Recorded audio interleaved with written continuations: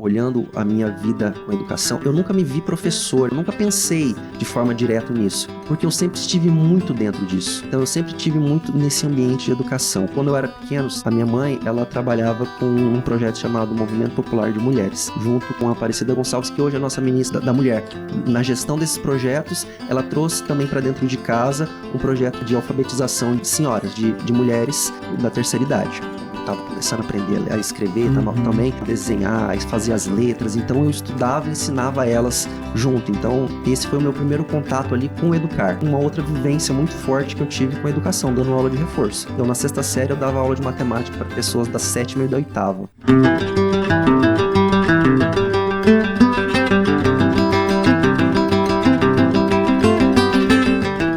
Muito bem, estamos aqui começando aqui mais um episódio do Shift.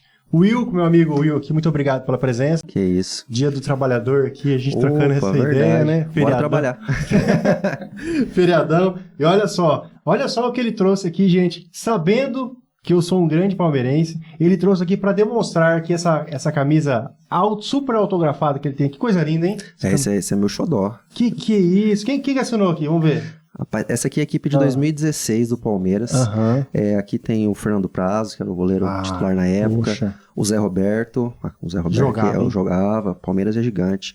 Tietê, o Perninha de São Paulo, né? Tá bom. O Jailson. O goleiro também, segundo. Edu Dracena. Olha que massa. Ídolo em 3 grandes clubes de São Paulo, né? Mas Vitor Hugo, zagueirão.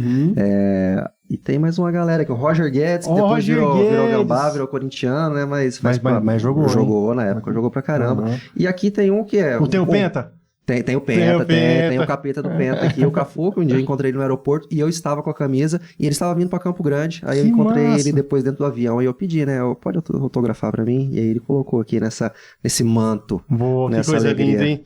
Will, aqui a gente tem a bio do Shift. Então, assim, você pode se apresentar, por favor, pra galera, quem é você, e além de ser um grande palmeirense, né? Pra gente iniciar esse nosso bate-papo, pode olhar pra câmera aqui e fica à vontade. Eu sou o Willerson Lucas de Campos Silva, meu nome completo, a maioria me chama de Will, em casa todo mundo me chama de Lucas, né? E eu costumo nas minhas aulas, quando eu começo o semestre, as turmas, e eu vou falar sobre mim, eu começo falando meu nome, mas eu falo que meu nome não me define, né? O nosso nome não nos define, mas nós somos um conjunto de coisas. Eu sou o Will, sou o professor Will, eu sou o filho da dona Selma, eu sou o filho do Luiz, eu sou irmão do Anderson, eu sou pai do Maxwell, e eu sou o feliz esposo da Mari Fernanda.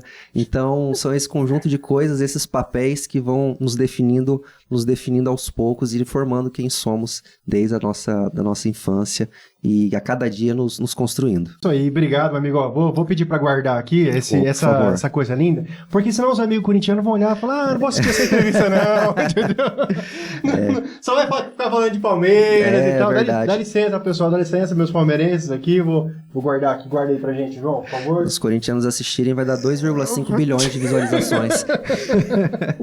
Will, Desculpa, Mari Fernanda, que ela é corintiana. Will, você é um cara viajado, assim, pra gente começar. Você já foi na Suíça, né? Fui, dei uma passadinha lá. Como que é o chocolate lá? É bom ou não?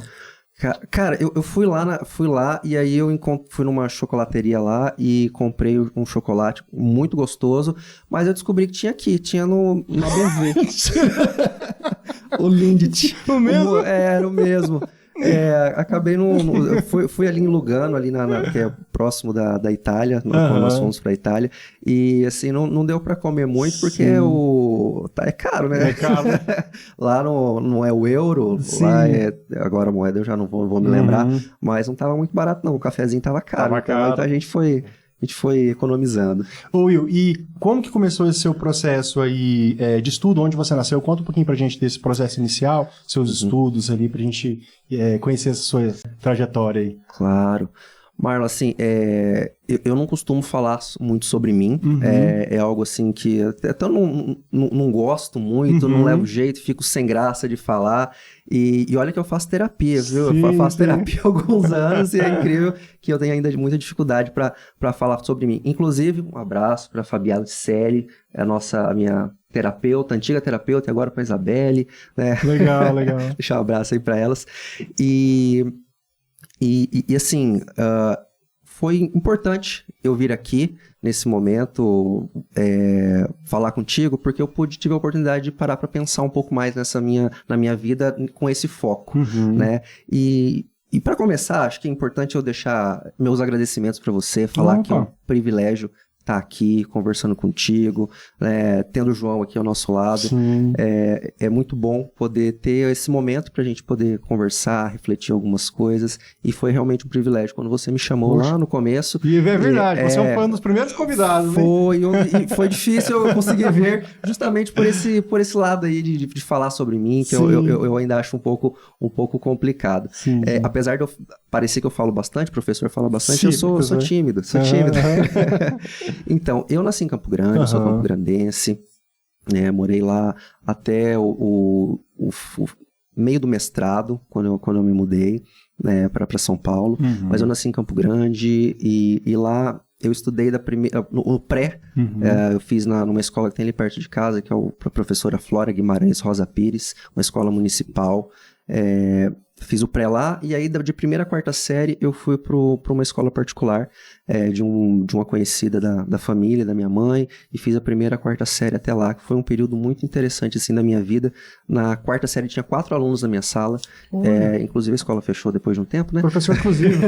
Quase exclusivo, então foi um momento assim de um estudo muito, muito próximo com a professora, tinha toda a professora Suyan, lembro até hoje, e então foi um período importante aí da minha vida, da minha formação. Mas a partir da quinta série aconteceram algumas coisas na minha vida, na minha família, qualquer coisa a gente pode falar sobre isso, mas aí a partir da quinta série eu voltei para a escola municipal, para a escola Múcio Teixeira Júnior, que era uma escola que, inclusive, que minha mãe estudou, minha avó trabalhou lá. Olha, que legal. Então, a professora de português, a professora Antônia, deu aula para minha mãe. Caramba, então, a mesma professora? A mesma professora. Olha.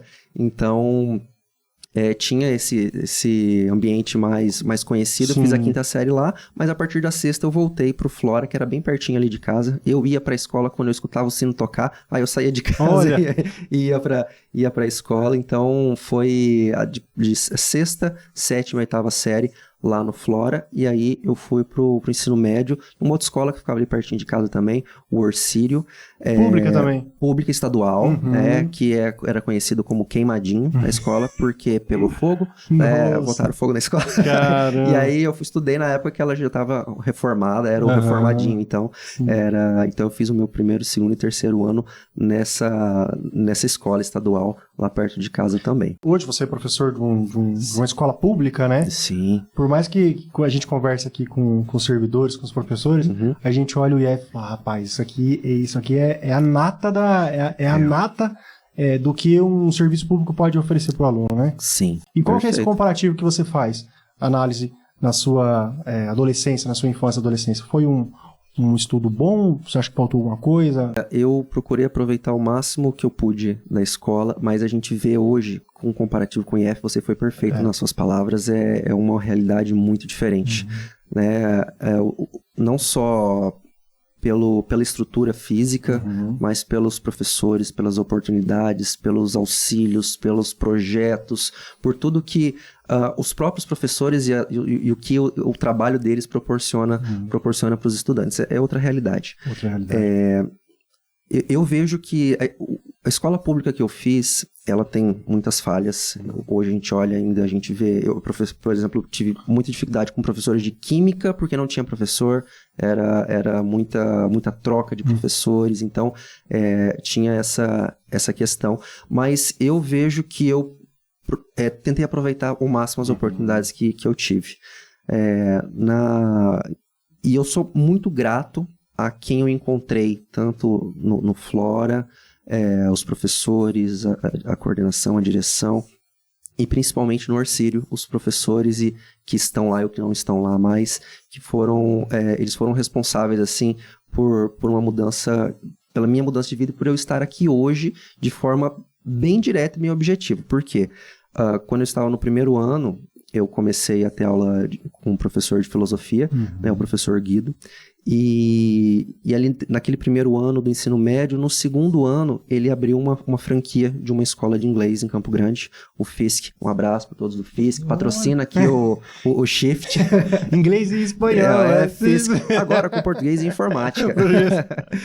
Então, esse professor aí, quando ele abriu a franquia, ele me convidou para trabalhar com ele como estagiário, entrar lá como estagiário e ele ia me dar o curso de inglês. Então, eu só fiz o curso de inglês, eu só fiz inglês porque o Guido me deu essa oportunidade.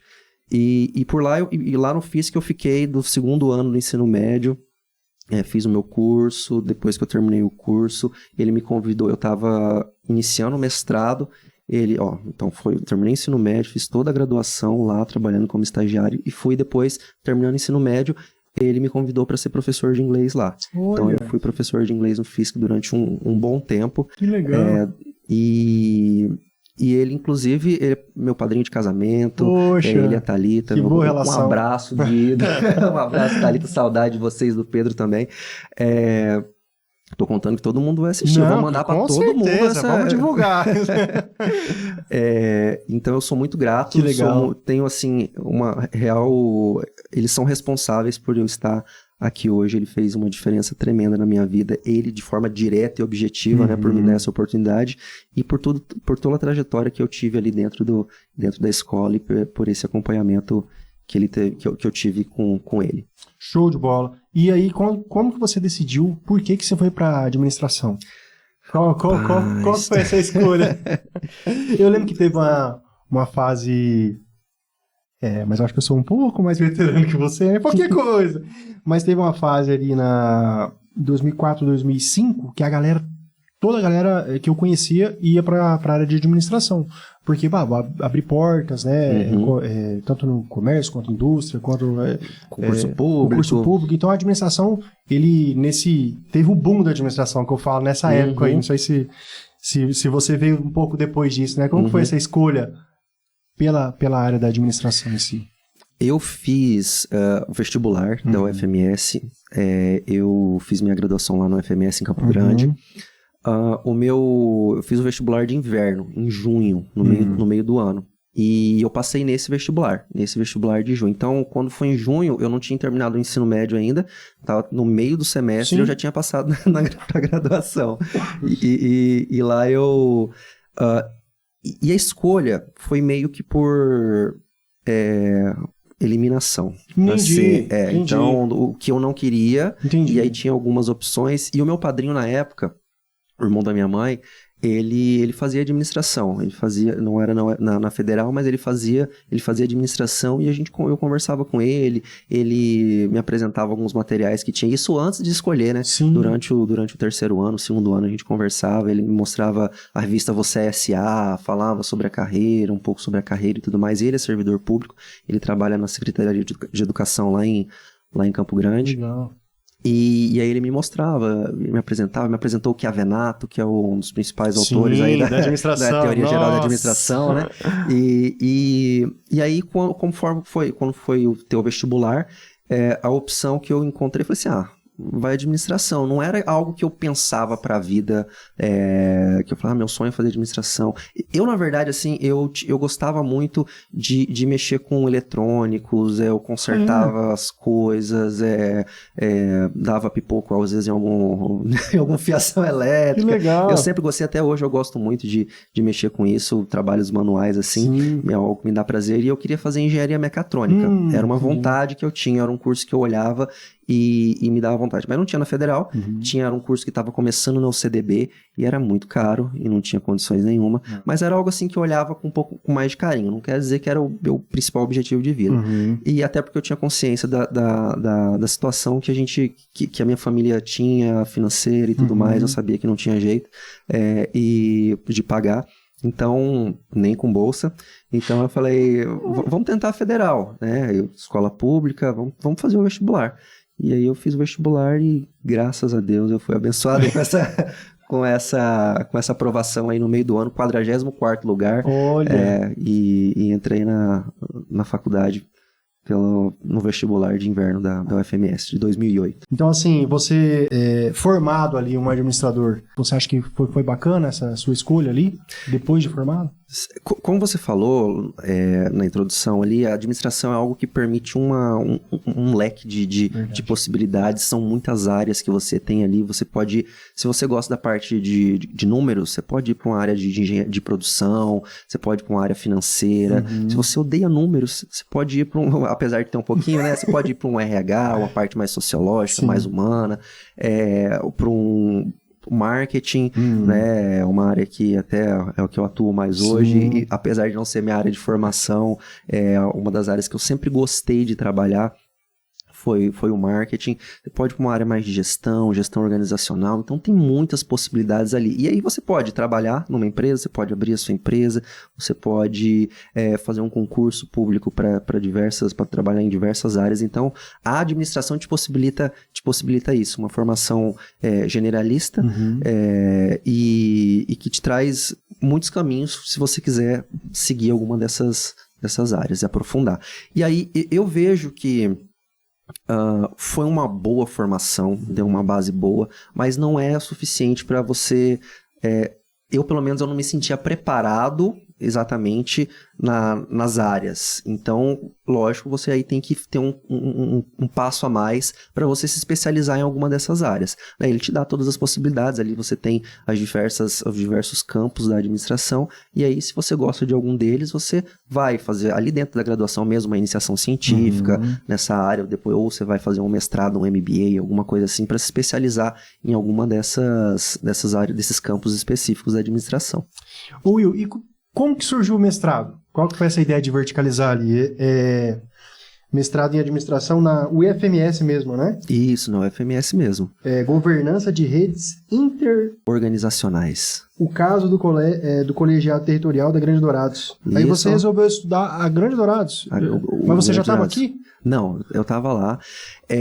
Esse projeto ele surgiu na minha iniciação científica, né? Eu já trabalhava no FISC, né?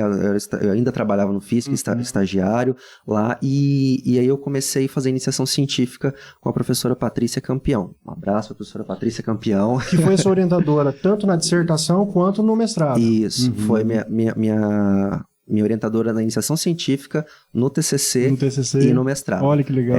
A professora Patrícia, outra pessoa aí que sou muito grato, que me abriu muitas portas. Mais uma pessoa que, assim, que tem uma participação direta em eu estar aqui hoje e ter a formação que eu tenho e estar trabalhando é a professora Patrícia Campeão. Não só porque ela me deu... Eu fiz iniciação científica com ela, aí dentro dessa área de redes, trabalhando num projeto com o território da Grande Dourados, era um projeto que ela tinha para analisar as redes de organizações, como funcionava essa relação entre os atores desse colegiado da Grande Dourados. E aí o meu TCC foi uma evolução desse trabalho, e a dissertação ela continuou nessa linha de redes de organizações. Na verdade, o meu TCC foi uma revisão de literatura sobre redes organizacionais que deu base para eu trabalhar a base teórica para trabalhar o mestrado. Ela já estava te preparando para o mestrado, já. Ela já sabia. Ela já sabia. E aí eu conheci pesquisa ali, né, na iniciação científica. Sim. Não era algo que eu sabia antes e não era algo que eu tinha, assim, vontade de trabalhar, até porque eu não conhecia, né? Então, mas eu conheci ali na iniciação científica a pesquisa e ali eu falei assim, cara, isso aqui é muito legal. É muito legal a pesquisa, muito legal, né? eu gosto muito. Eu também gosto. E aí foi um alinhamento, assim, de caminho mesmo, porque foi na graduação que eu conheci a Mari. Foi no primeiro dia de aula dela, eu estava... Como isso aconteceu? Ela chegou alguns dias depois do início das aulas, e aí estava tendo a aula já, ela chegou alguns minutos depois, e ela abriu a porta, ela apareceu na porta, eu olhei, ela cumprimentou e pediu licença, eu falei assim, vem cá, senta atrás de mim. E ela veio sentar atrás de mim ali, começou a conversa, ela, um amigo nosso, o Danilo, que também é do IF, agora é do IF. E ali surgiu aquela amizade, e na graduação que a gente se conheceu, começou a namorar um ano depois, e casou no final do mestrado. Então, a história começou ali, e ali... Nessa convivência, ela fazendo iniciação científica também, a gente viu a oportunidade do mestrado e resolvemos fazer a tão temida ANPAD, a prova da ANPAD. Fizemos 3 vezes essa prova, e aí conseguimos, quando chegou a vez mesmo de entrar, conseguimos a pontuação necessária, o projeto foi aceito, entramos no mestrado. A minha orientadora continuou sendo a professora Patrícia, e o orientador dela foi o professor Renato Spreusser, que é marido da professora Patrícia. Ah, você tá de ver que tava tudo em casa. Tava tudo em casa, tava encaminhado ali. Então, e aí ali no mestrado... E aí por que a professora Patrícia tem uma participação direta nessa minha trajetória?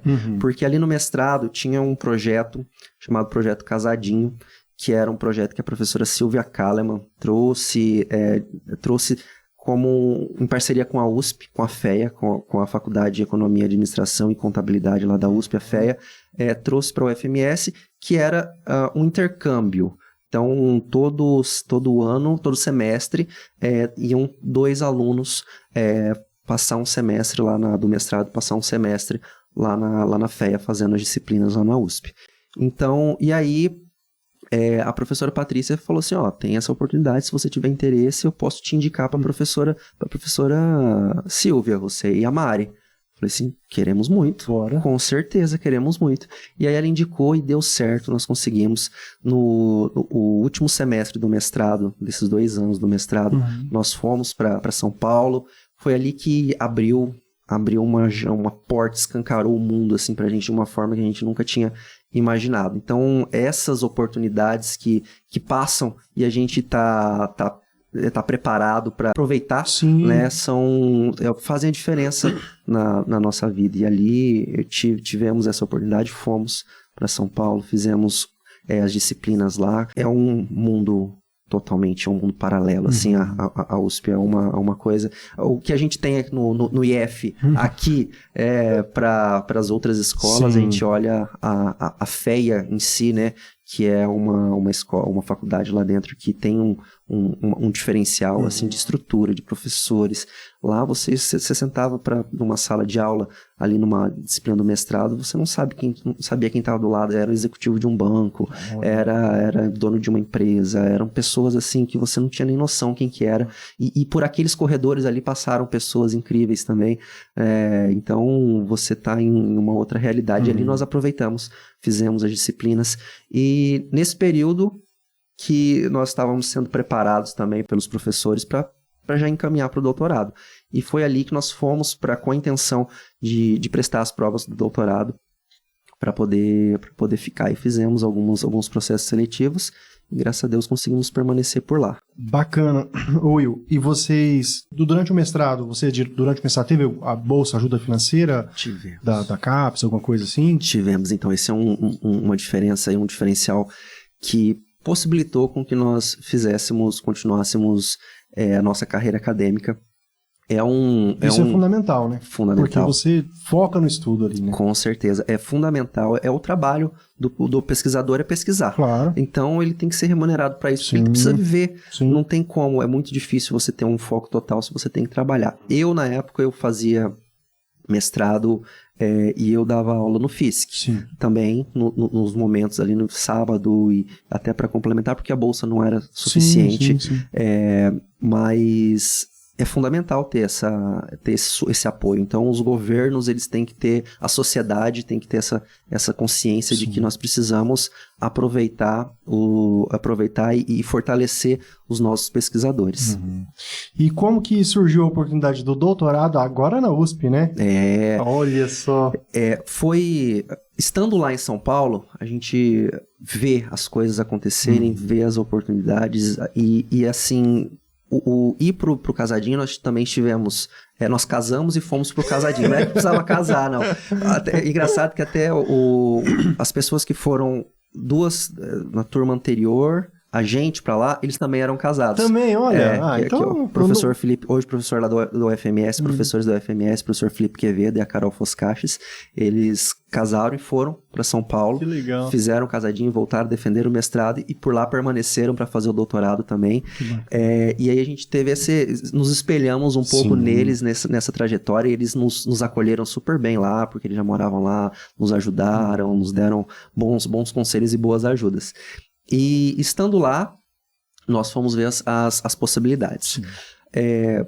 Por incrível que pareça, nós perdemos o prazo de fazer o processo seletivo da FEA, que era um processo seletivo que acontecia mais ou menos no meio do ano, para iniciar no ano seguinte, nós não sabíamos e perdemos esse processo. Então, não fizemos para a FEA, para a administração.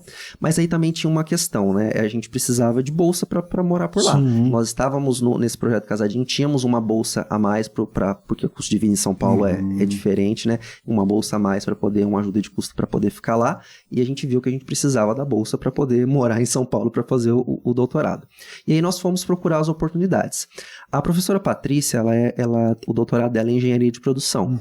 E isso, em conversas, ela nos falou sobre isso e nós fomos fazer. Nós fizemos o processo seletivo na UFSCar, na Federal de São Carlos, Federal de São Carlos. Tem a Universidade Federal de São Carlos, que é a UF, e tem a UFSCar, que é a outra. Na engenharia de produção, fizemos para a UNB, fizemos o processo seletivo da UNB e fizemos o processo seletivo também para a Politécnica ali, para a Engenharia da Produção da USP, né? Ali nós fizemos. E aí nós passamos na primeira fase, passamos na UFSCar, passamos na primeira fase também da UNB e passamos na primeira fase da Politécnica. Tava voando, hein? Foi assim, foi uma grande alegria saber disso. E aí, conforme foi passando o processo, nós fomos aceitos no doutorado lá da USP. E aí a USP não tem o que falar, e já estávamos lá dentro, e aí fomos fazer o doutorado lá na engenharia de produção da USP, na Politécnica. 4 anos, né, Will? 4 anos. A relação entre a capacidade absortiva, estratégia proativa de sustentabilidade e dinamismo ambiental. Um estudo em pequenas e médias empresas. Exatamente. É um título longo aí. Título longo. Nós fiz um estudo para entender a relação entre essas 3 variáveis. A capacidade absortiva tem a ver com... tá ligado à gestão do conhecimento, a capacidade de você absorver esse conhecimento, não só das pessoas, mas das empresas, de absorver o conhecimento gerado e colocar esse conhecimento para gerar mais valor. Então, essa era a ideia. Como que isso estava ligado com a sustentabilidade, uma estratégia proativa de sustentabilidade e também o dinamismo do ambiente, né? Ambientes dinâmicos, isso para pequenas e médias empresas, né? Nesse ambiente. E durante esse processo de finalização aí do doutorado, você prestou um concurso para o Instituto Federal. Isso. No meio do processo ali, saiu o concurso e falou, vou fazer. Foi do meio pro final. Já tinha... eu tô tentando lembrar agora, eu acho que eu não 2018 tinha... você tomou posse, abril de 2018. Tô tentando lembrar se eu já tinha feito a qualificação. Eu acho que eu ainda não tinha qualificado, eu estava prestes a qualificar, alguma coisa assim. Então, aí apareceu a oportunidade de fazer o concurso, não conhecíamos IFMS, né? E aí fizemos o concurso para cá com essa visão de voltar para a nossa terra. Volta para a nossa terra. Mas você tomou posse, você voltou para Campo Grande, para Dourados? Não, né? Não. Você assumiu?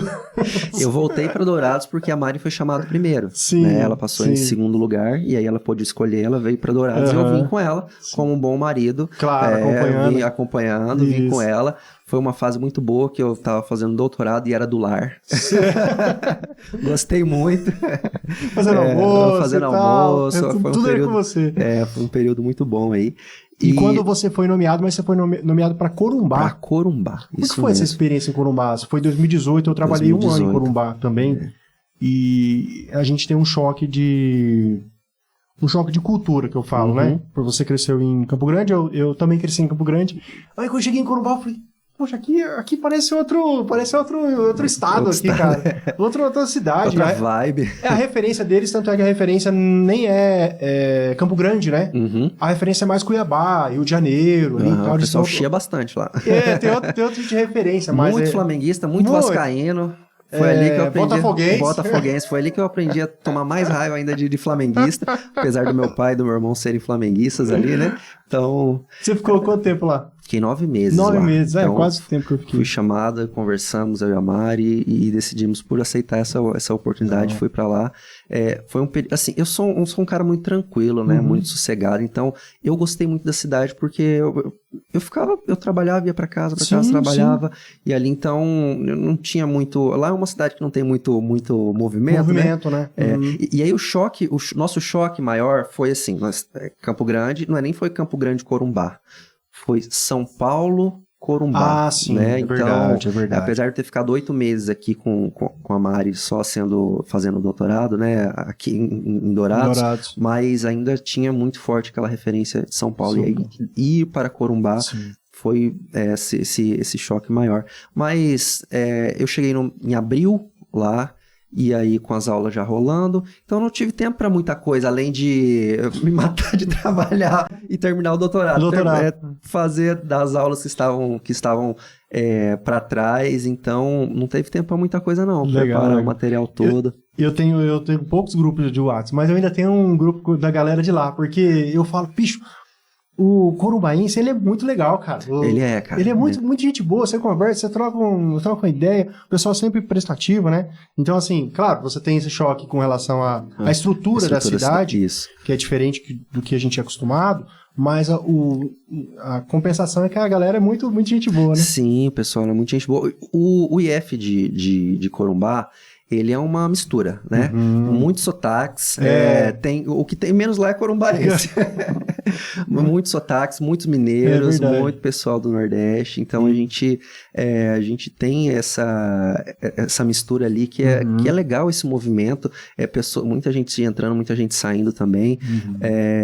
E o pessoal lá é acolhedor. É bacana. Foi um lugar que eu me dei bem. Tem gente que não gosta de Corumbá, eu gosto de Corumbá. É uma cidade boa. Eu gosto. Lá em Corumbá, e aí mais uma pessoa importante na nossa vida. Na época que nós estávamos na USP, principalmente ali no início no projeto do Casadinho, na FEA, nós estávamos dentro de um grupo de pesquisa chamado Pensa, que era um grupo de pesquisa voltado para o agronegócio, para o café, principalmente, era um centro ali da Universidade do Café, da Ilha Café, o pessoal desenvolvia pesquisas para Ilha Café e tudo mais.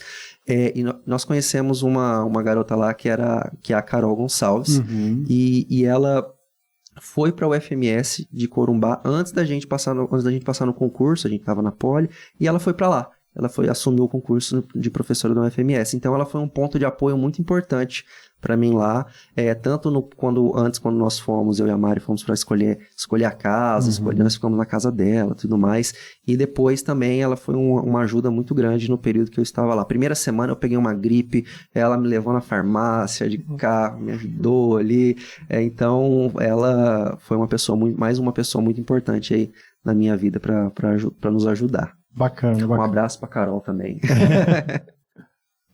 Como é que foi essa galera dar aula pro ensino médio? Você já tinha sido professor de ensino médio? Professor de ensino médio, não. Professor formalmente, não. Eu era professor, assim, formalmente no FISC, dando aula de inglês. Dava aula para uma turminha ali uma turminha difícil, de uns 13 anos.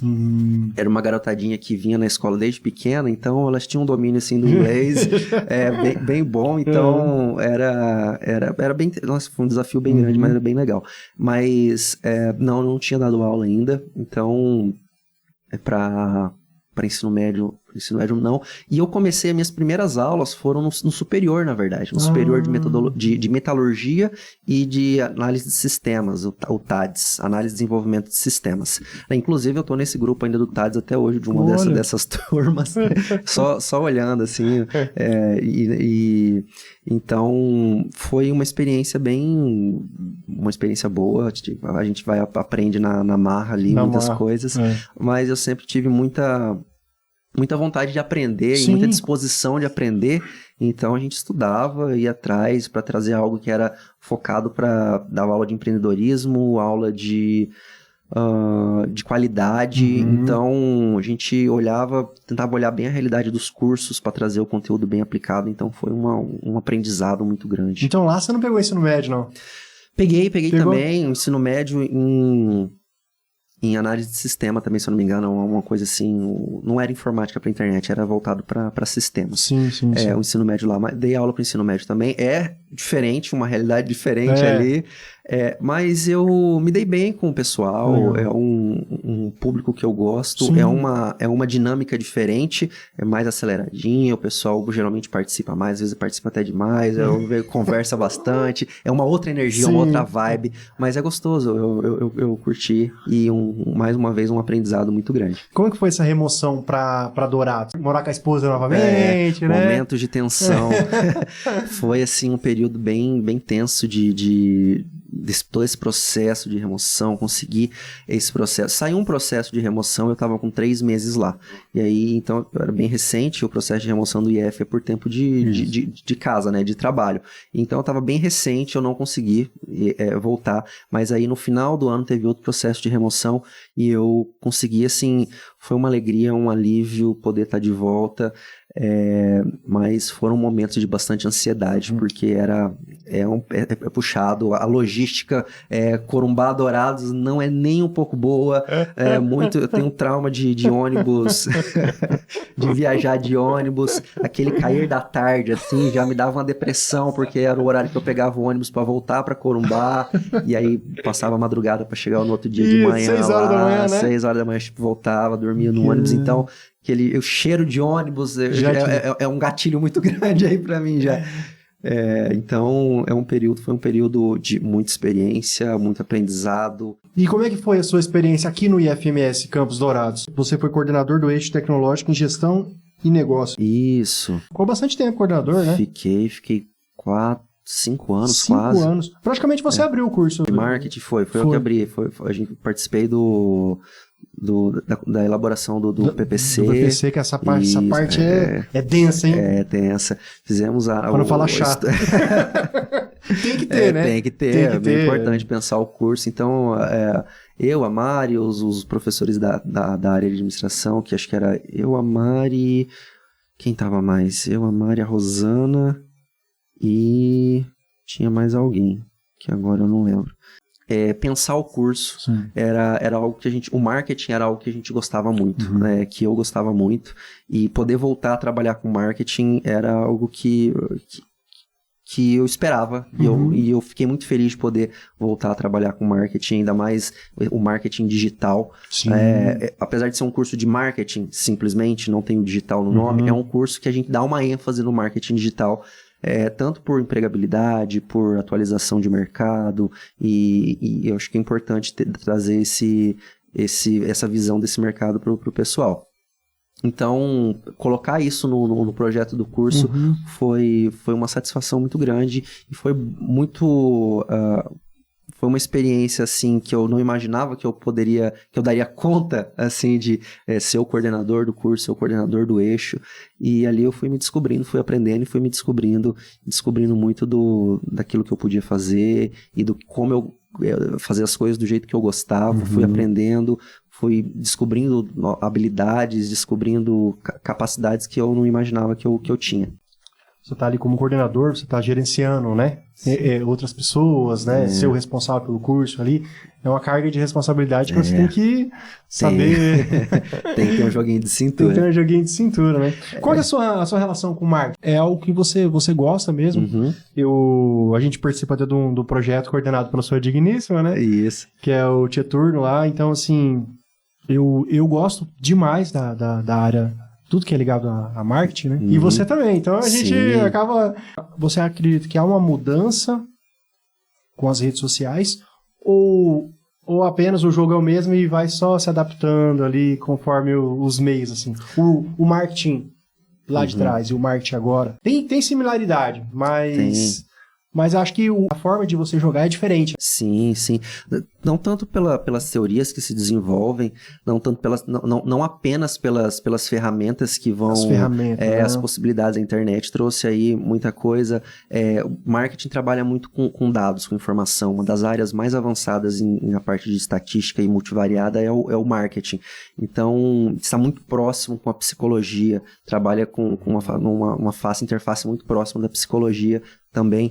E a internet trouxe essa possibilidade, trouxe para o marketing dados, um caminhão de dados, montanhas de dados que são possíveis de se analisar. Então, houve uma mudança grande na perspectiva do marketing, mas eu sempre falo nas aulas que qual que é a diferença do marketing para o marketing digital? É a parte do digital, porque o marketing continua sendo o mesmo. Né? Você tem ferramentas que você trabalha, base teórica que você trabalha que é a mesma, você está trabalhando com pessoas da mesma forma, os consumidores, e aí vem vamos dizer assim, a matéria-prima do marketing ali são os consumidores, que esses também mudam. Então o marketing ele é forçado a evoluir e mudar também conforme as gerações, conforme o mercado consumidor, conforme as pessoas que você quer atingir. Você usa as tecnologias ali, ChatGPT, inteligência artificial, com o aluno? Como é que você... Porque isso ainda... Isso é uma dúvida para perguntar para o professor, né? Como que o professor orienta o aluno para usar essas tecnologias sem burlar a ética da escrita e usar? Porque não tem como você não usar. Você utiliza a ferramenta, mas, poxa, olha, usa, mas... Com responsabilidade. Como que vai esse mais? Né? Eu estava conversando ontem com o pessoal da turma de metodologia, explicando, falando assim, pessoal, ó, o trabalho tem que ter pelo menos 5 referências, né, no final, é o mínimo que eu peço, sendo 3 artigos, e eu quero o link de tudo, de onde vocês tiraram. Eu falei, por quê, gente? Porque é o seguinte, eu sei que vocês usam o ChatGPT, a gente já conversou com isso, inteligência artificial, mas... usos irresponsáveis trazem problemas. Sim. E um deles é que quando você pede para ele escrever alguma coisa, ele vai criar uma referência que não existe. Sim. Né? Então, escreva uma introdução aí sobre sustentabilidade em pequenas e médias empresas. Ele vai escrever. Coloca referências para mim. Ele vai colocar referências, ele cria o artigo lá no final, o nome e tudo mais em inglês. Fica lindo. Perfeito. Você vai procurar o artigo, não existe. Então, isso é um perigo muito grande. Então, a gente tenta colocar na cabeça deles que essa ferramenta ela pode ser utilizada com parcimônia, com responsabilidade, com ética, acima de tudo. Sim. E também mostrando que nós, professores, não somos idiotas. A gente sabe. A gente conhece com o tempo o jeito que o aluno escreve. A gente sabe, a gente tem uma experiência acadêmica, a gente sabe que um aluno de ensino médio dificilmente tem uma maturidade de escrita acadêmica daquela forma, né? Então... a gente reconhece os indícios de uso de chat e a gente vai apertando, não precisa nem apertar muito, a gente descobre e a gente tenta colocar essa consciência na cabeça deles do uso com responsabilidade. A gente tem que trazer a tecnologia para nos ajudar, né, Wilson? Com certeza. Poxa. Senão não existiria planilha Excel, né? Lógico. Não, tem que fazer os cálculos na mão, não usa calculadora. Não usa software de análise de dados. Vai descobrir o p-valor, vai descobrir o r² na mão. Mas essa é uma conversa, uma reflexão sempre que vem nas minhas conversas com o professor Evandro, né? Ele que me apresentou o ChatGPT lá no começo, ele chegou para mim e falou assim, Will, dá uma olhada nisso aqui, cara. Tava conversando com a Nathalie e isso aqui daqui a um tempo você vai ver, isso aqui vai mudar a forma como a gente dá aula e realmente, ele tinha razão lá no começo, ele apresentou isso pra gente, pra mim, me mostrou e aí com o tempo a gente vai vendo e vai tentando colocar na nossa rotina, no jeito da gente trabalhar essas ferramentas, porque simplesmente proibir eu acho que não é o caminho, simplesmente proibir os alunos de usarem, eu acho que não é o caminho. É lógico que eles têm que desenvolver competências e aí eu acho que é um dos problemas, né? O ChatGPT vai enfraquecer esse desenvolvimento de algumas competências que são necessárias. Então, muitos alunos, acho que a geração do João já conseguiu solidificar essas competências de escrita, de comunicação, de entendimento, sem o uso do ChatGPT. Ele vai usar as ferramentas, ele como uma ferramenta, talvez de uma forma mais consciente. Talvez, não sei. Talvez. Quantos anos, João? Quantos anos você tem, João? 18? 18. Eita. Então, de forma mais consciente. Mas esse pessoal que está entrando, começando a mexer com a ciência, com a academia agora, já com o ChatGPT, isso aí a gente tem que ter um grande cuidado, um olhar bem atento e continuar refletindo, estudando, entendendo como isso vai se desenvolver. Sim.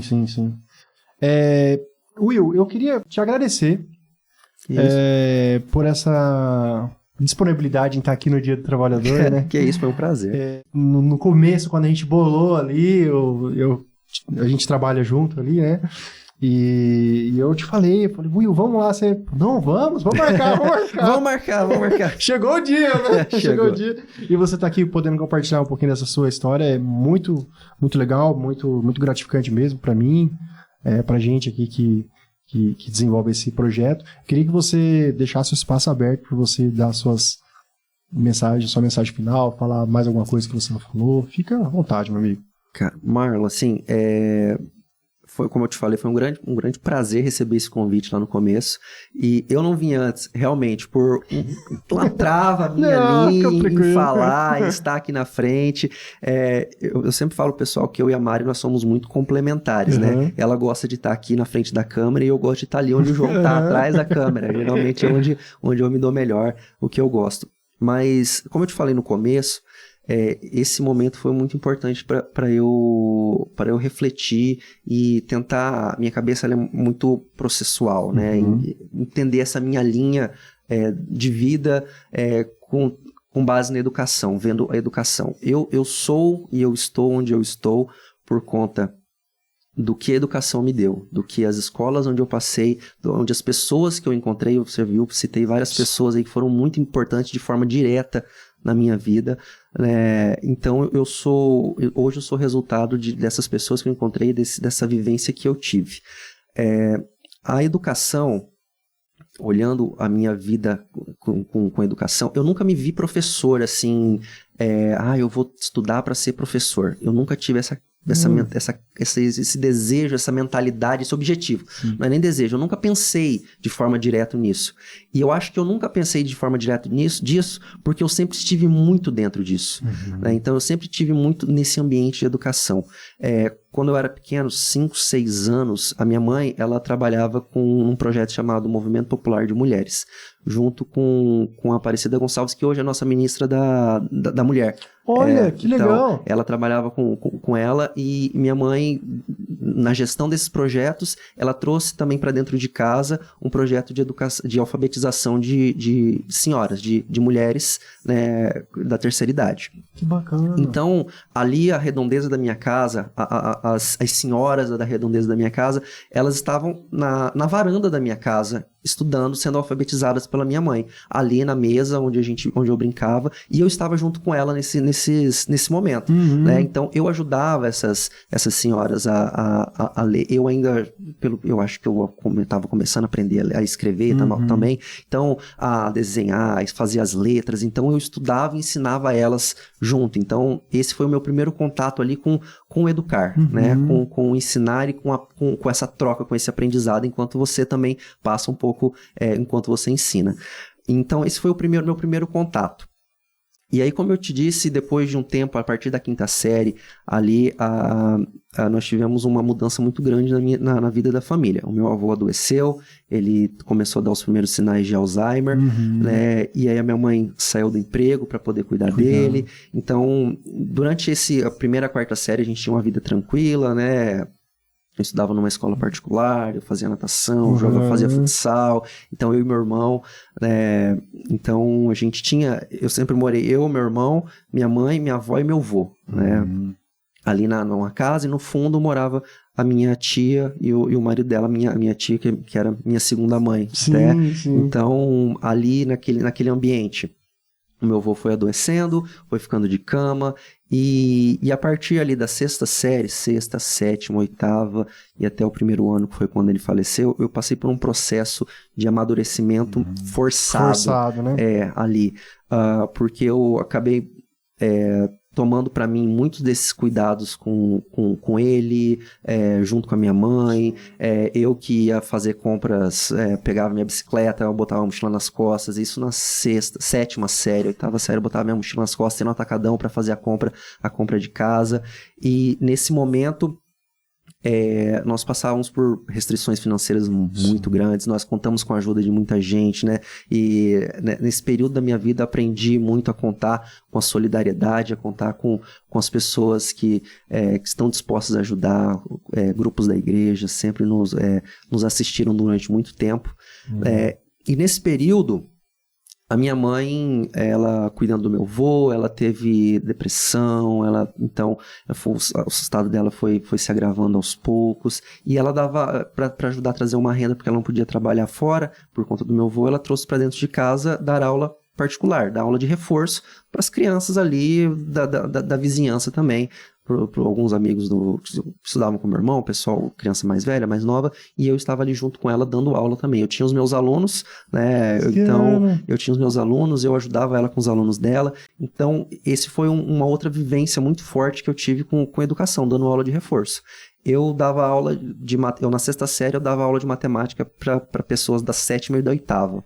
Então eu tinha facilidade em aprender e eu gostava muito. Eu sempre gostei muito de estudar. Eu tinha prazer em aprender a entender como as coisas funcionavam. Português eu não gostava muito não, assim, não era meu forte. Eu gostava muito de matemática, eu gostava muito de física, né?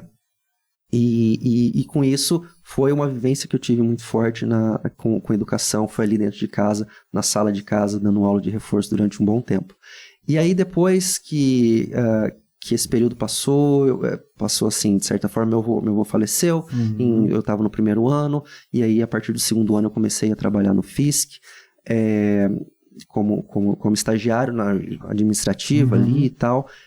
Mas eu vivia aquele ambiente de sala de aula, de professor, de correção, de prova, esse ambiente escolar, eu vivi ali dentro muito forte trabalhando.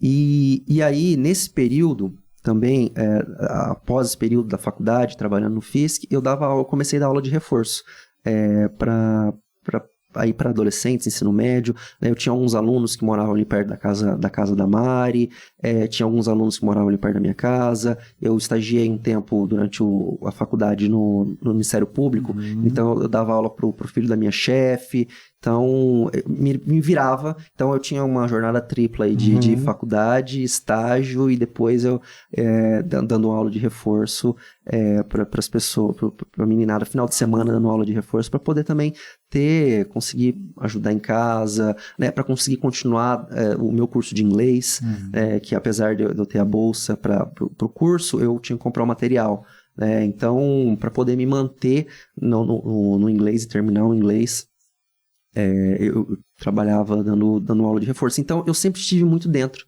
desse ambiente da educação, esse ambiente de ensinar, de aprender. Eu aprendi muito enquanto eu dava aula e eu tinha que estudar para eu poder dar aula.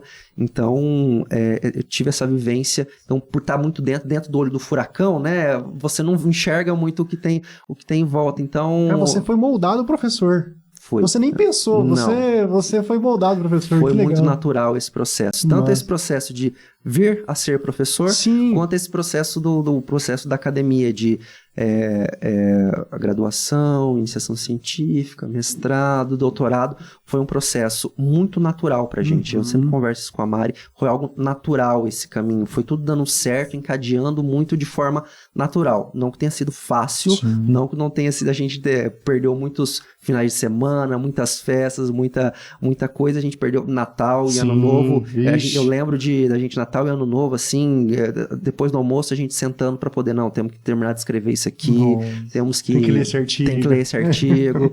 e ali foi um período que a gente trabalhou, estudou, e a gente olha pra trás e fala, como que a gente conseguiu fazer isso? Como que a gente deu conta, né? Então... Foi um período que as coisas foram se encaminhando naturalmente, mas sempre com muita luta, muito esforço. E naturalmente a gente conseguiu, eu e a Mari, fazer toda essa trajetória juntos. Isso é legal, né? A graduação, aí depois o mestrado, nossos orientadores também eram casados, aí no doutorado nós fomos para o mesmo programa da engenharia de produção. E aí isso é um fato interessante, quando eu entrei para o doutorado, antes disso a gente trabalhava com redes, né, no mestrado, e tinha um autor no período que eu trabalhei no mestrado, que era o João Amato Neto, que ele trabalhava com redes. E aí, chegando lá no programa de doutorado, quem que eu encontro para ser meu orientador? João Amato Neto. Então, ele era meio que uma celebridade para mim. Eu li os livros dele, eu li os artigos dele. Então, foi um grande abraço, professor João, saudades. Um período aí que a gente encontrou, eu encontrei meio que o meu ídolo aí na área. Sim, que legal. E o professor João, ele tinha sido orientador da orientadora da Mari. A professora Roberta tinha sido orientanda na época de doutorado do professor João. Então tava tudo meio tudo ligado. Ali, tudo ligado. E a professora Roberta é daqui de Mato Grosso do Sul. Então a gente tinha essa ligação também da origem com ela.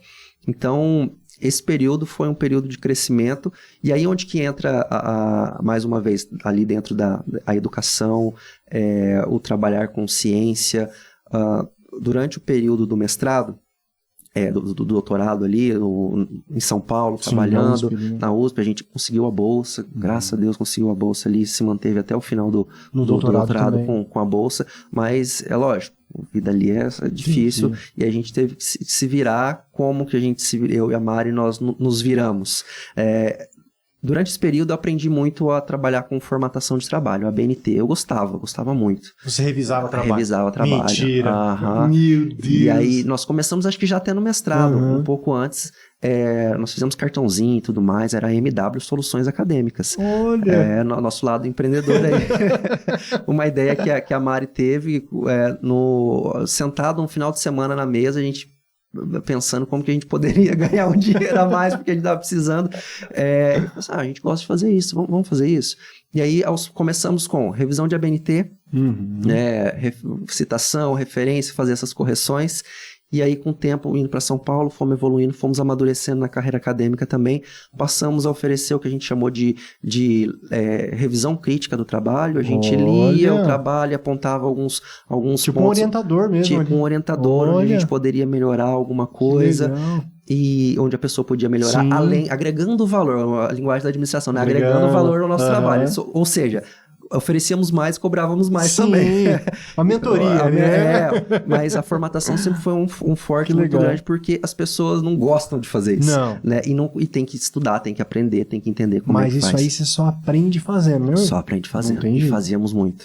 Né? E aí vem mais uma vez essa nossa sinergia aí, eu e da Mari, essa complementariedade. Eu ficava bastante nessa parte de formatação, essa parte de regras técnicas, e ela lidava muito com as pessoas. Então, ela quase era uma terapeuta do pessoal. E conforme foi passando o tempo, nós pegamos agregando valor, nós pegamos um papel de orientação mesmo. Sim. Então, o pessoal, às vezes as pessoas traziam pra gente, olha, eu tenho as lamúrias, as lamentações. Aí a gente vai falar um pouco na linguagem do marketing, as dores da nossa persona. O que era? Reclamar do orientador. Que o orientador não orientava, que a pessoa estava perdida. E a Mari, com aquele jeito dela, ia conversando, explicando, falando o que a gente poderia oferecer. E a gente fazia esse papel do orientador. Então, nós orientamos dissertações da USP, nós orientamos dissertações da PUC, fizemos esse papel, né? Não orientamos, fizemos esse papel de orientação de dissertações da PUC, até dissertação, de teses da USP, nós fizemos essa orientação. Dentro, lógico, MW Soluções Acadêmicas. Não existe mais. Não temos tempo para trabalhar com isso, mas foi uma vivência muito, muito importante e uma vivência muito rica para a gente, que a gente aprendeu a trabalhar com essa parte da academia, com essa parte da ciência. A gente trabalhou com várias áreas diferentes, não só da administração, da área de design, da área de moda da USP. Nós, ali na FEFELESH, na faculdade pela área da Zona Leste ali da USP, tem algumas faculdades ali dentro, alguns cursos ali dentro, nós trabalhávamos bastante, foi aquele pessoal corria no boca a boca ali, porque a gente não fazia divulgação, né? Então, nós tínhamos muita dessa experiência. E assim, era aquilo, o nosso trade-off na vida, as nossas escolhas. Você quer ganhar um dinheirinho? Dava um dinheirinho legal, dava pra gente complementar bem a nossa vida ali, era passar o final de semana trancado em casa. Trabalhando, né? Então a gente teve muitas vezes a gente passar o final de semana na nossa kitnet lá em São Paulo, nosso única peça era mais ou menos desse tamanho aqui, trabalhando para a MW para entregar os trabalhos, além dos nossos trabalhos também, né? Que legal, cara. Então, foi uma jornada aí de construção dessa experiência, construção dessa vida muito, muito natural, tanto quanto em ser professor, quanto na ciência. Aprendemos a trabalhar com isso de forma bem prática, além da parte teórica, de forma bem prática mesmo, atuando. Então, isso é um pouco da nossa... que bacana, que história legal. Que bacana da minha vida. Essa trajetória sua aí. Deixa um abraço pro Max, porque ele vai ver essa entrevista depois e vai falar, o papai não falou de mim. Isso é verdade. O Max é a minha vida, a minha alegria aí, né? O meu neném. E Max, que você seja muito feliz estudando, aprendendo e que você continue como você é hoje, tendo alegria em aprender, tendo prazer em aprender, não apenas estudar por estudar, mas que isso seja um caminho que você goste de trilhar, né? Assim como o papai gostava de estudar também, de aprender, de conhecer, era muito curioso, que você também goste e conte com a gente pra gente continuar estando ao seu lado nessa caminhada. Legal. E continue sendo palmeirense, né? É palmeirense, Verdão, eu trouxe pro Verdão. Verdão. Com certeza. Abel é o maior de todos, né? Oi? Abel Ferreira. Com certeza. Tem gente pessoal que fala do Luxemburgo, Felipão, mas não, né? Abel, eu peguei mais o Abel, não tem como, em números não tem como. Tudo, né? O Max tem um porquinho que eu trouxe pra ele lá do Allianz Parque, né, que o nome dele é Abel, e ele é Abel, ele gosta bastante. Meu amigo, muito obrigado pela sua presença, tá, cara? Tamo junto aí, precisar de mim. Eu que agradeço mais uma vez, e um abraço pra você, um abraço pra Mari, esqueci de deixar também, que é a minha inspiração de vida aí, o meu modelo que eu sigo. Você falou de coordenação do curso, né? Quando eu comecei a coordenação, a Mari já era coordenadora do curso do Proeja e eu me inspirei muito nela e não posso deixar de falar nessa inspiração que ela é pra mim até hoje. Tanto no pessoal quanto no profissional. Aí! Boa! Beijo, meu amor. Valeu, gente. Valeu. Valeu.